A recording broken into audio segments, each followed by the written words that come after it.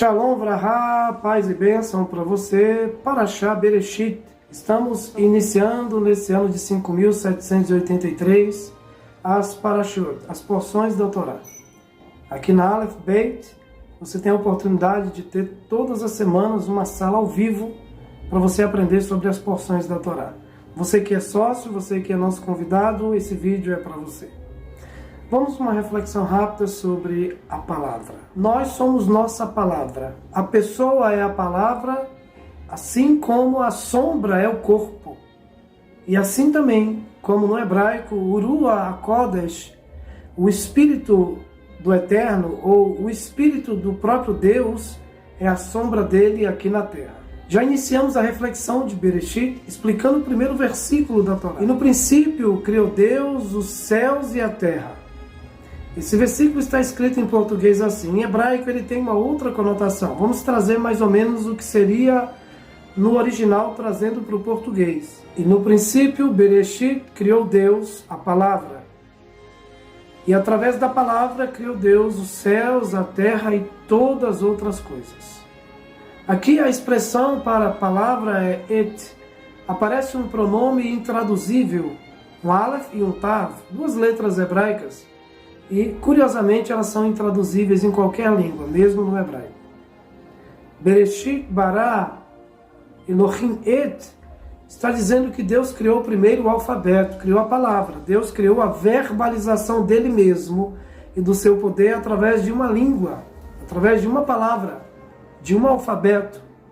Conhecemos uma alegoria muito famosa no hebraico, que é a alegoria das letras. Todas se apresentaram diante do Criador e queriam ser privilegiadas e queriam ser fundamento para a criação. Apenas uma letra, a letra Beit, que se escreve Baruch, e que se escreve Bereshit, e que se escreve Brahá.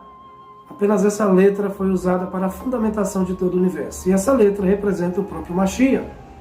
Vamos ler o que está escrito no Evangelho de João, no capítulo 1, verso 1. Em João, Yohanan 1 diz: no princípio era o Verbo, e o Verbo estava com Deus, e o Verbo era Deus. Ele estava no princípio com Deus, e todas as coisas foram feitas por meio dele, e sem ele nada do que foi feito se fez. Nele estava a vida, e a vida era a luz dos homens. Aqui está falando de Bereshit, verso 1, é um versículo concomitante a Gênesis 1. O primeiro capítulo de João está dizendo que Deus é a sua palavra. O que isso nos ensina? O curioso é que quando a criação começa, Deus faz tudo por meio da palavra.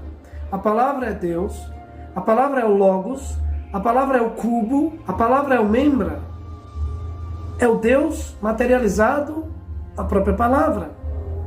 No capítulo 3 de Bereshit, verso 8, diz o seguinte: e ouviram a voz do Eterno que passeava no jardim na direção do pôr do sol do dia, e esconderam-se o homem e sua mulher da presença do Eterno dentro da árvore do jardim. Veja que no original dá a ideia de que Adão ouve os passos de Deus. Como é possível ouvir os passos? Adão viu Deus através da voz dele. Os passos que ele ouviu era a voz de Deus. A palavra representa a pessoa, assim como a sombra representa o corpo, e assim como o Urua, o Espírito de Deus, que é chamado de vento no hebraico, representa o próprio Deus. O vento não é possível apalpá-lo ou vê-lo, mas ele é real, ele gera movimento, assim como o Espírito. A palavra materializa as coisas, e é através das palavras que as coisas acontecem. Tudo se fez por meio dela. Olha o que diz o livro de Apocalipse, capítulo 19, verso 13. Na parte B do versículo de Apocalipse 19:13 diz que Jesus é chamado pela palavra, ou seja, está escrito assim: estava vestido com um manto salpicado de sangue, e o nome pelo qual se chama é o Verbo de Deus, o Memra de Hashem. O que quer dizer essa expressão hebraica? O Memra de Hashem. Êxodo capítulo 20 nos explica isso. Ficaram todos aterrorizados e disse: Moisés, fale tu com Deus, porque nós ouvimos Deus.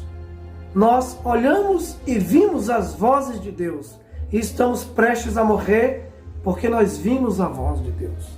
Adão correu junto com Eva, e se escondeu porque viu a voz de Deus. O povo, os Bnei Israel, aqui em Êxodo, Shemot 20, estão dizendo que ao ver as vozes de Deus, veja que o texto não diz que eles ouviram as vozes, eles viram as vozes, e ao ver as vozes de Deus estão com medo de morrer. A Memra Hashem, a voz de Deus, é o próprio Deus materializado. Até os escritos da Torá nós aprendemos que eles têm a alma da Torá.